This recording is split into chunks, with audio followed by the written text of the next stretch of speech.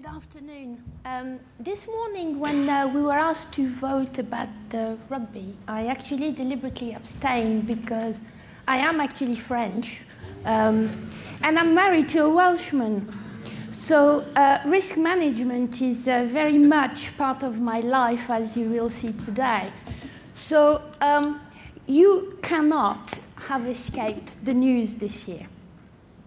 If we look at all those names in there, it's permanently in the news, and when Sony unfortunately was being breached, it was a case of, oh, another day, another Sony breach, and recently they've been breached again. So one thing is certain, is data breaches have become a statistical certainty. It's not when, if you're going to be breached, we're all being breached. It's what we do when that happens that actually counts.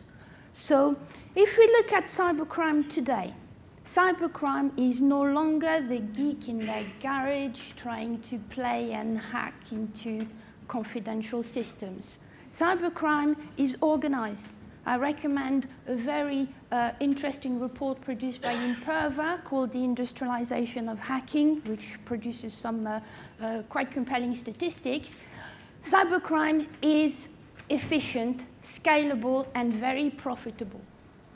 One of the speakers this morning said that you can now purchase crimeware in the cloud, and criminals have to make it work. They have to achieve return on investment, and they do that.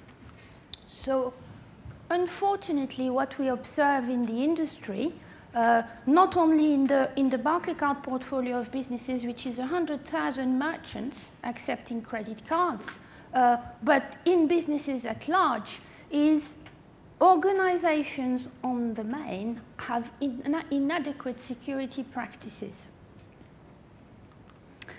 And because of the news, cybercrime is very much on the agenda. So there's a lot of FUD out there. It's in the news everywhere. There are regulations being passed, and data protection is out there, but yet it's still not high on the board's agenda. And as a result, we have lots of compliance and regulatory pressures, and that is seen as a necessary evil.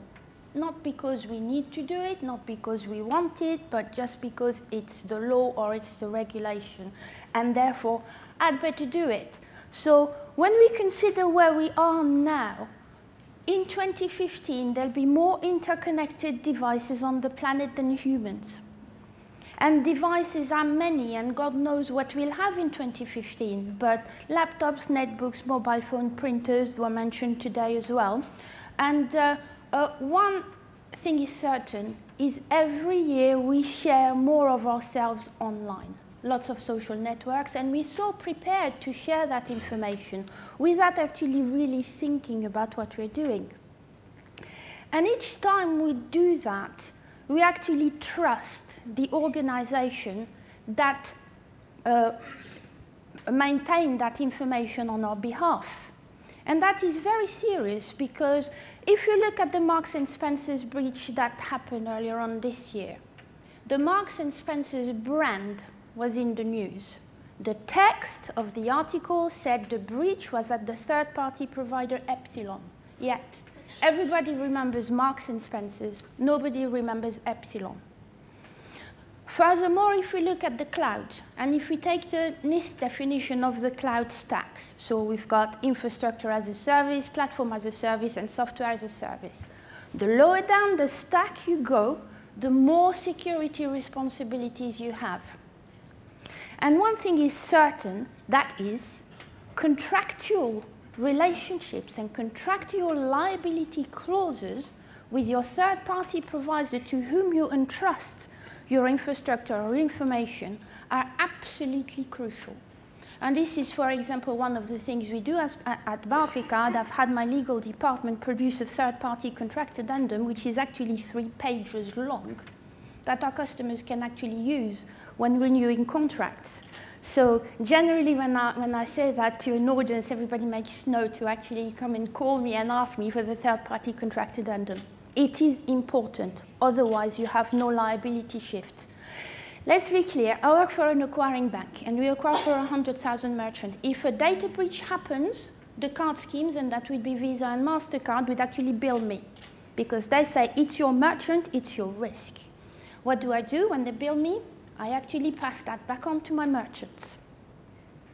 So if the breach is your responsibility, and if you cannot shift the liability, you're basically left holding the baby. And that's a dangerous thing to have. But that is the least of your worries. The fines are the least of your worries. What's really important in the card payment industry is the operating reimbursement and the card fraud losses. And I'll come on to that in a minute. So we're all in it together, because when we actually share information, or when something happens, if your credit card information gets stolen and somebody goes and purchases a flat in South Africa where you're quietly sitting here in Cardiff, you're going to be mildly annoyed, but you're going to get your money back because the regulations protect you. If your identity gets stolen, password details, date of birth, and whatever else constitutes your private identity, you're in a whole different world of pain. And the liability is with you. So when something happens to an organization, if somebody is targeting you, it will become very, very public, very, very quickly. So more and more what my customers say to me is that the most important thing I have to look at is to protect my brand and my reputation. That's my most important asset. So what happens? People panic. They panic because they feel under pressure. There's a breach, there's a regulation, I need to fix something, I've got a deadline to meet in 30 days, 90 days, and what have you, to make sure that the card schemes are not on my back, or that the ICO is not going to issue a letter and fine me £500,000 potentially, since they are allowed to do this. Panic to implement technology solutions that organizations think is going to address a very pressing need to fix a particular problem or vulnerability. Lots of money gets spent, and then requirements evolve, and there's lots of standards around. FSA regulations, Sarbanes-Oxley, and so on and so forth, the Data Protection Act now, and new breach regulations. As far as the payment card industry is concerned, when we were doing the interactive voting earlier on, 53% of you actually accept card payments, so I am assuming that 53% of you are utterly familiar with the payment card industry data security standard, that you are indeed all compliant. What we see in our portfolio, certainly over the past 3 years, is that organizations are in the second or third cycle of compliance with that particular standard. And we have seen some successes, but sometimes they're short-lived, because organizations treat it as a compliance audit tick box exercise, and it carries on every 12 months. It has to be done again. So the problem essentially is organizations do not look at information security as something that should be in the fabric and in the culture of the organization. And therefore, it becomes a pure compliance exercise, and compliance does not, by any long shot, equal security. So also what we have to contend with is there are lots of suppliers around.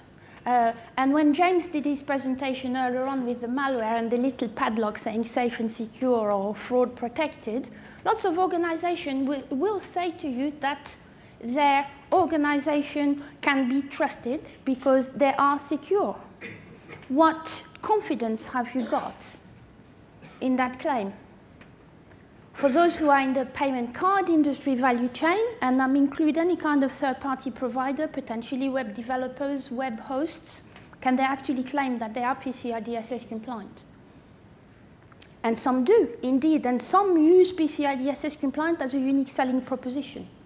It is currently the only data security standard available to us as a sort of a milestone. Investment in information security are difficult to secure. Everybody knows, professionals in the room will find that going to the board and claiming yet again money for yet again another appliance or piece of software to manage security is a difficult thing to do. Because And because of that, we end up having compliance in silos and deploying security solutions or processes or policies in separate silos, and therefore not achieving economies of scale, and certainly not bringing information security into the fabric of an organization. So I'm often asked, is information security expenditure justified? So I will ask you to look at the share price performance chart, which started in 2007 and up to 2011. And can anyone in the audience guess who that organization is? Anyone? BP? Sorry? BP? BP? No, not BP. Okay, we've heard about TK Maxx earlier on this morning and various other breaches. This was actually Heartland Payment Systems, one of the biggest data breaches in recent years. And if you examine what actually happened there, towards the end of 2008, Heartland Payment System got breached. It was not the cardholder data environment that got breached. It was actually their corporate network. So seemingly corporate network, very public, there's nothing to be worried about in there. What happened, the hackers actually got in the corporate network and sat there for 6 months studying the network until such time as somebody somewhere forgot to patch a server or a particular piece of security software, and they found a back door. And they got in the cardholder data environment, and yes, it was a SQL injection. So you will have copies of these slides afterwards, but essentially what happened is that the share price, from being $12 prior to the breach, quickly dropped to $6 and then to $3, and it took 12 months to recover to the original share price.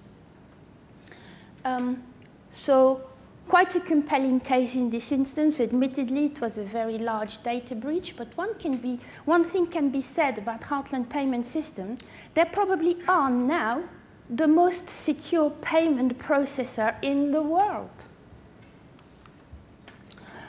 If we look closer to home, this is some statistics from the Information Commissioner's Office, whom I've noticed are here today.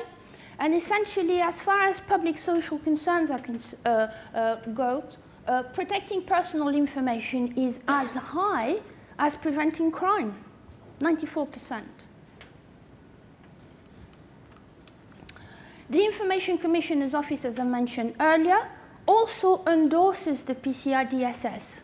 Now, you've all heard and seen the Lush data breach. So they were breached earlier this year. E-commerce retailer, very nice smelly things they sell as well. The Information Commissioner's Office made them sign an undertaking to comply with the PCI DSS. What Lush are also extremely concerned about is their IP, their intellectual property, their recipes for their soaps and bath bombs. So they're looking at this, and they're taking this very seriously now. Also, you may have seen the news that France and Germany have already implemented the EU directives for breach notifications. So writing on the wall is, it's going to happen very soon over here. And yes, breaches happen. It just so happens that we don't often hear about UK breaches. That's because we do not have disclosure laws. Believe me, I am an acquiring bank. I have 100,000 businesses that take payments and use Barclaycard as their acquiring bank. Breaches happen very, very often. We just don't know about them. So what do we need to do as an industry as a whole, as a value chain? Well, businesses actually need to promote how they secure information, sensitive information, not just cardholder information. And I believe, and I'm starting to see this, that investment in InfoSec will be driven by business reality, not compliance, as it has been certainly in the last 3 years or so. However, it can cost a lot of money. So what do I hear from my customers? Well, essentially, some of the costs to implement PCI DSS or yet another standard or protecting against protecting data according to the DPA don't reduce my risk. There's a set of standards. The PCI DSS includes more than 290 very finite controls in it, and some of them are very relevant and deliver very definite business values. Some others may be seen, according to the channel of acceptance, as perhaps not deriving as much business value as they should. What does compliant mean? And you talk to a card scheme and it will mean one thing, you talk to another, it will mean a different thing. You talk to me and I'll say something yet again different. I have to report quarterly to card schemes, and that is Visa and MasterCard, as to the status of my portfolio of 100,000 merchants. So every quarter I have to say, this is what they're doing. They are moving towards security and compliance with the DSS. That does not mean necessarily that these organizations are becoming more mature. They're becoming more compliant. So merchants are saying to me, I need a better way to show and measure progress, because I need to demonstrate to you and to my customers that I am in fact reducing my risk and therefore increasingly protecting my customers' assets. And what they want to be able to do is they want to be able to address their high priorities first. And they want to address corporate governance. Now, that's a very interesting thing, because organizations on the main will have a corporate governance framework of one shape or another. So you'll have operational risk. You're probably using 27001 to actually manage that. But is information security part of that? Very, very rarely. I can count the organizations that do it on the fingers of one hand, in my corporate portfolio, that is. And also, one other thing is organizations never seem to be able to move a program, a security program, into business as usual. And it carries on and it continues forever. A program that actually lasts for more than 12 months is a program that is failing somewhere. A program should have a finite end, and then it becomes a business as usual activity. To draw a parallel, about 10 years ago, everybody, or those that are obviously in scope for it, had a Sarbanes-Oxley program. So suddenly we had SOX program managers and project managers all over the place. Today, there's none of this.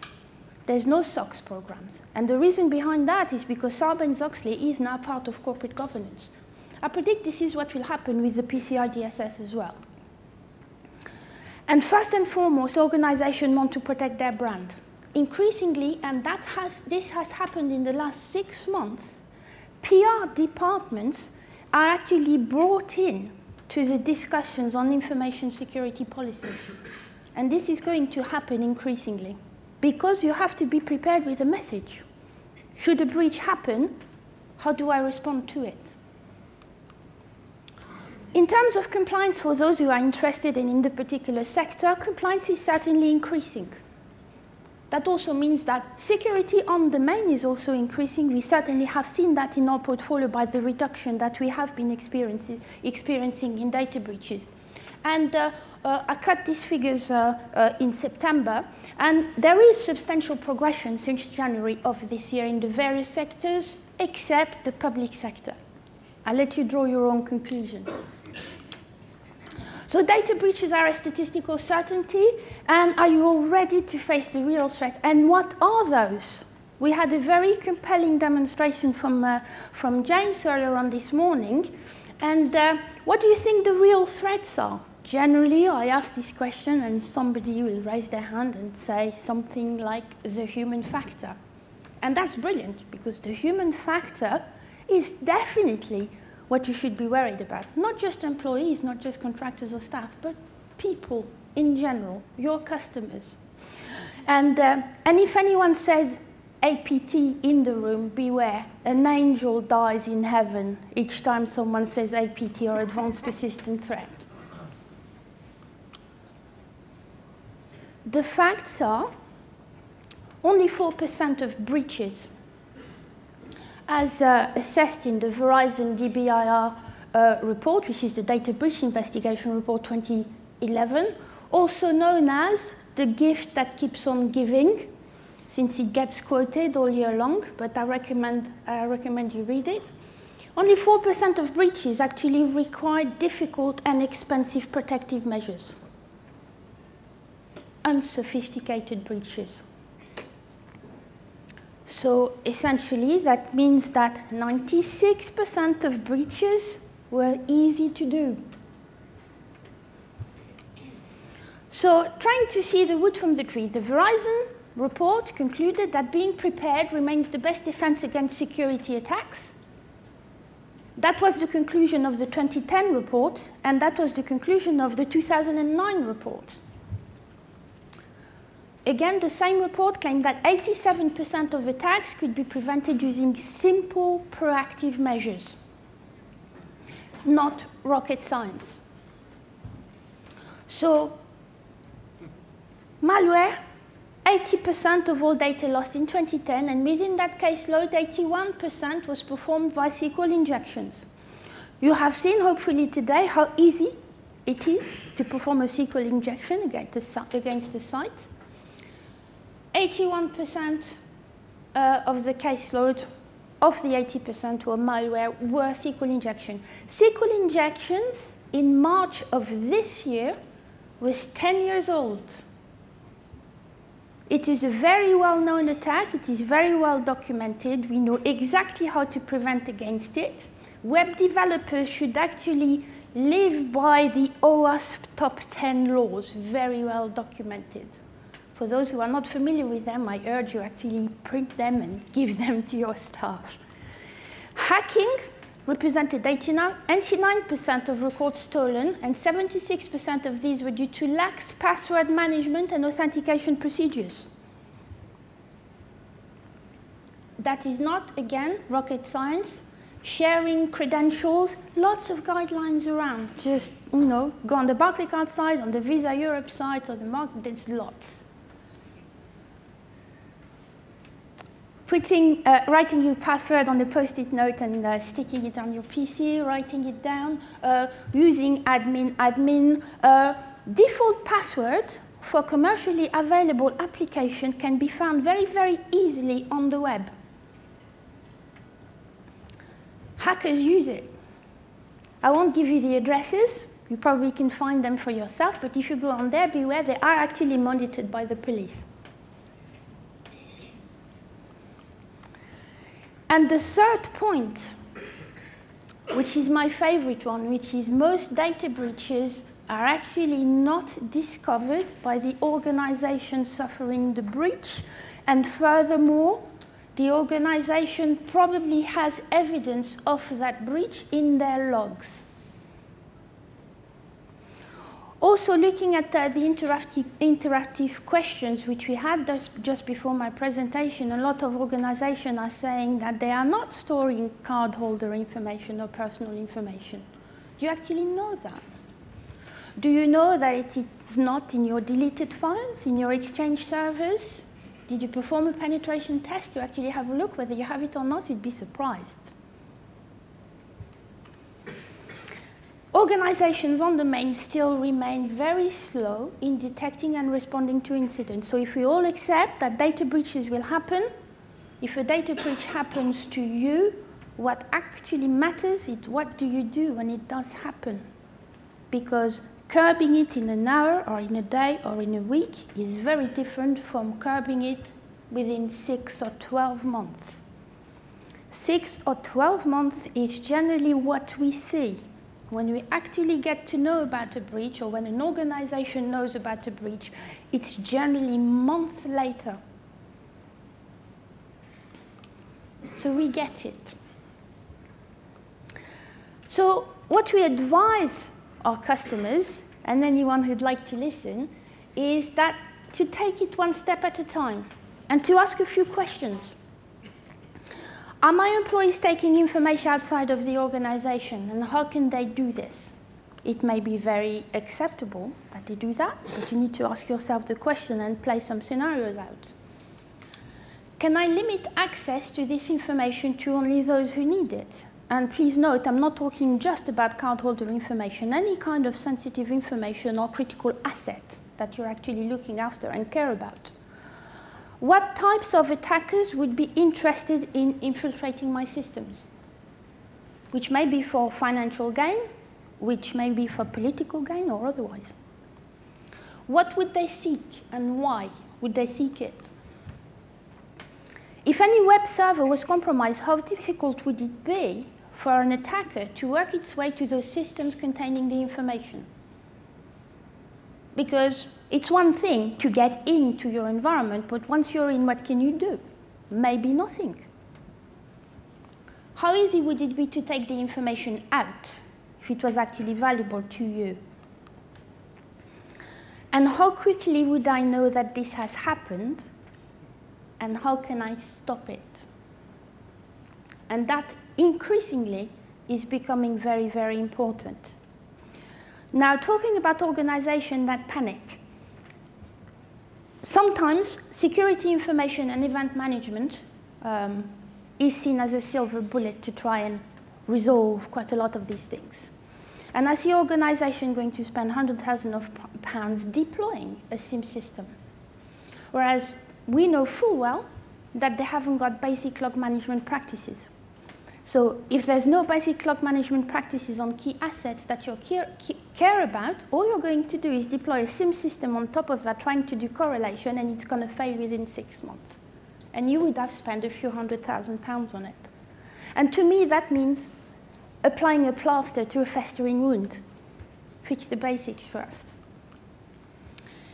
And lastly, how quickly do I need to respond to the market? Be very careful what the public message is going to be when you get breached. And you need to be prepared, and you need to be prepared now, because you don't know when it may happen. And you need to involve all of your stakeholders. And your stakeholders are many. So what I've just described is actually not rocket science. It's actually called threat scenario modeling. Very few organizations actually practice it. So we get it, yet again, and we've produced a list of 10 tips.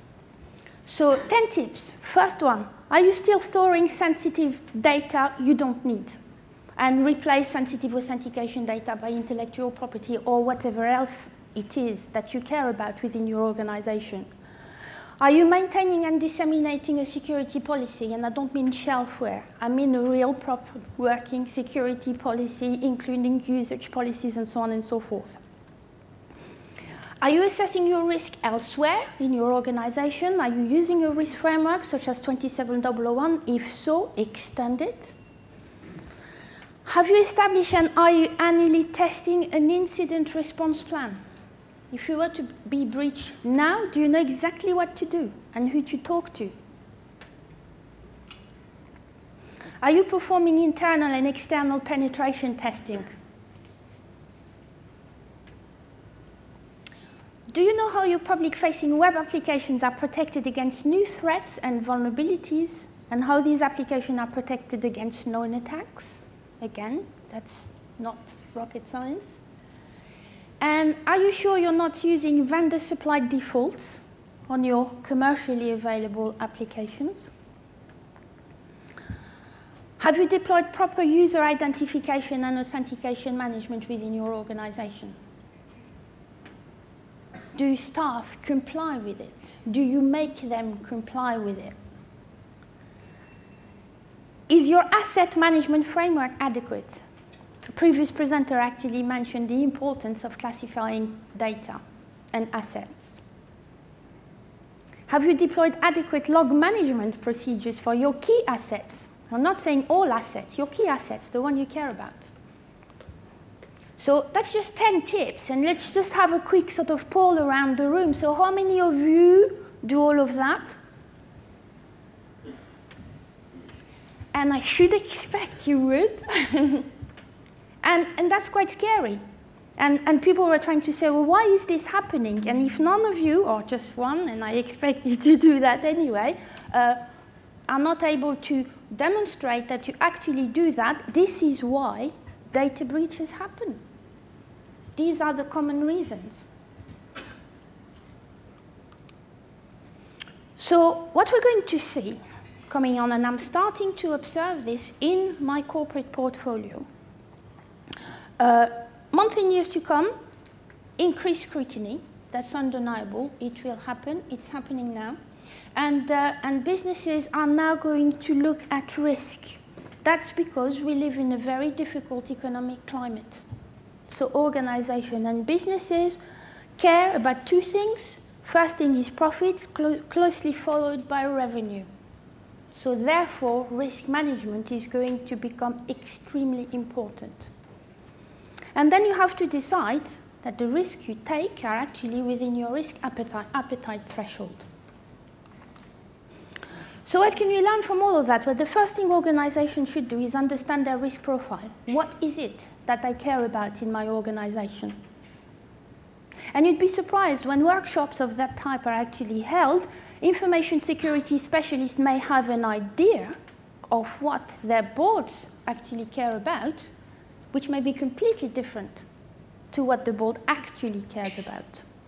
Lesson 2, make risk management your objectives. Extremely important, because compliance is actually simply a byproduct of good risk management and information security. And lesson 3, very important, avoid quick fixes in silos. Don't panic, step back. If something happens, step back and examine the root cause. Lesson 4 is automate. There is no point managing any of these things on an Excel spreadsheet. And lesson 5 is educate. Lesson 6 is also educate. Education and awareness is extremely crucial. There can never be enough of it. Increasingly, my customers, and I operate in a B2B organization, are actually asking me to help them educate their customers, so the end consumer.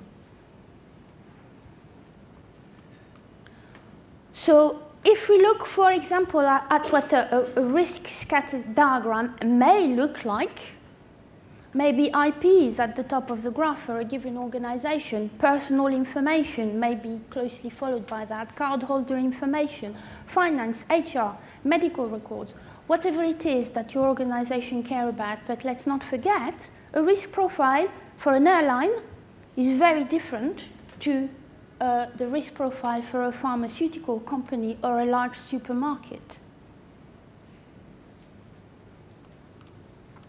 So it's all about risk. This is essentially the textbook definition of what risk is, but just a point I'm trying to make, which is compliance will become a byproduct. Compliance of any standards that are actually related to information security, so that may be the PCI DSS, and for those who do not process cardholder information and think you are not interested in the payment card industry data security standard, well, let me tell you, if you take the standard in its entirety, all 290 odd controls, do a find, replace cardholder information by sensitive information, you have a ready-made data security standard. There is no other in the industry. So if you're looking at that now, I would suggest you look at the DSS. It's a good place to start. Finally, if you actually, and I'm sure some of you or many of you would probably have seen this thought, this can be about deploying technology and not having proper policies. So my parting words are essentially, do not spend £100 protecting a £1 asset. There's actually no point in doing that. And I urge you to know your risk, fix the basics first, and that is not rocket science. And to be prepared, really. How are you going to respond to the market? So that's me for now. So I think all that remains for me to see is Diolch.